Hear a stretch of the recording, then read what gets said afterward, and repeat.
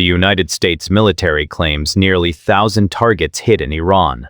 The United States military claims to have struck approximately 1,000 targets in Iran.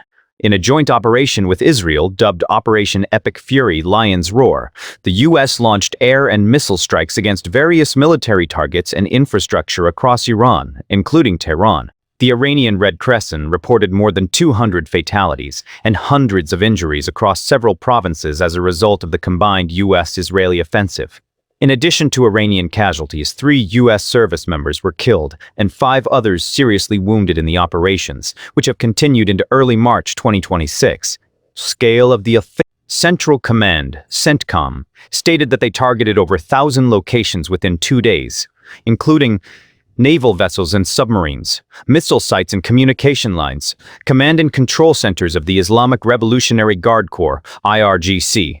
The 3 U.S. service members killed represent the first reported American military casualties in this joint operation, which also resulted in the death of Iran's supreme leader, Ayatollah Ali Khamenei. Regional escalation and diplomatic stance. Israel confirmed the launch of subsequent waves of attacks, while Iran has responded with strikes against Israel and targets throughout the Persian Gulf. Despite President Donald Trump stating he has agreed to talk with Iran's new leadership, the White House has downplayed the likelihood of an immediate diplomatic solution.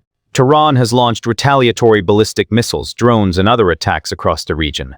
While specific details are still emerging, reports indicate civilian and military casualties in several countries and a sharp rise in regional tensions. Objectives of the military operation.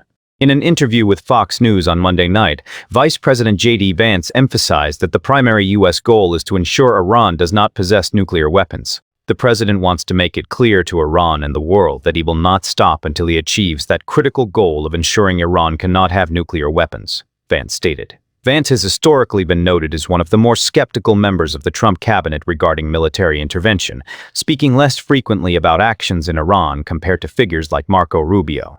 The breakdown of negotiations. Since the conflict began, Tehran has retaliated with drone and missile strikes against U.S. allies in the Middle East. In Washington, the political climate remains heated as Iran denies all U.S. allegations, calling the strikes unprovoked acts of aggression. Iran claimed that recent talks in Geneva were progressing positively. However, U.S. envoys Steve Witkoff and Jared Kushner reportedly advised President Trump otherwise, stating that Iran was merely using delaying tactics to preserve its nuclear program. This report ultimately led Trump to order the full-scale assault.